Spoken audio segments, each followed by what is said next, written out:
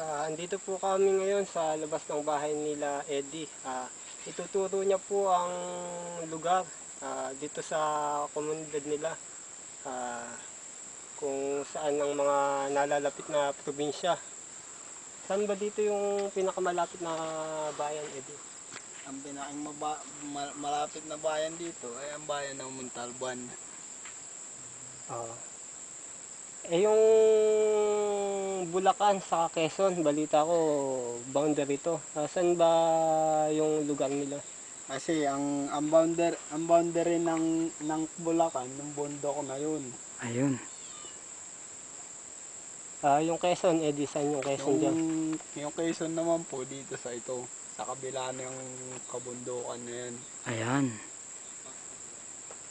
Kung doon po sana sa tanaw yung mga...